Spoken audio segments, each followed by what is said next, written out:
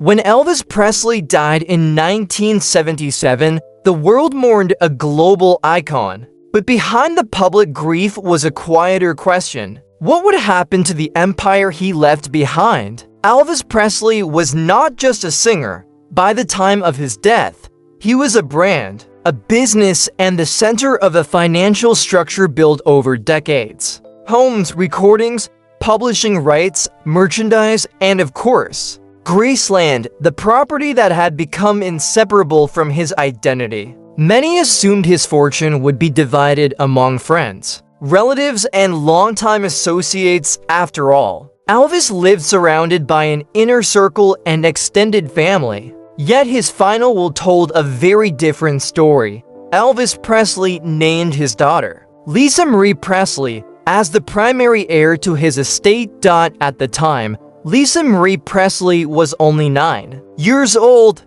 Rather than transferring direct control, Elvis's assets were placed into a trust established for her benefit. This legal structure ensured that the estate would be managed until she reached adulthood. It was a decision rooted in family, but also shaped by reality.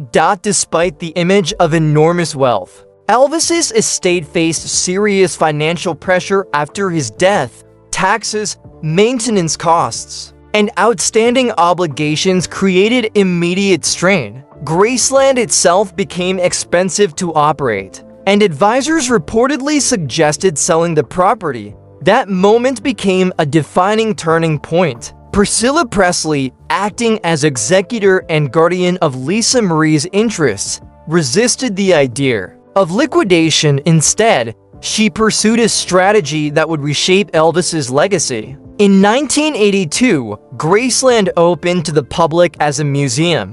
What had once been a private residence transformed into a revenue-generating operation. Visitors arrived not only to see a house, but to experience a piece of cultural history.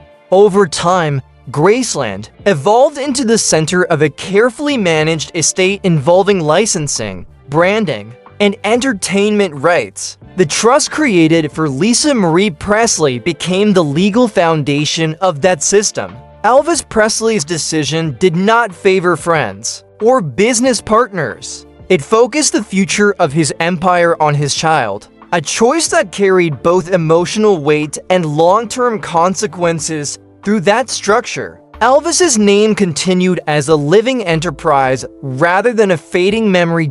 In the end, the king did not divide his kingdom, he passed it forward, and decades later, the impact of that decision is still visible in the enduring presence of Graceland, the Presley estate, and the mythology surrounding Elvis Presley. What do you think about Elvis's final choice?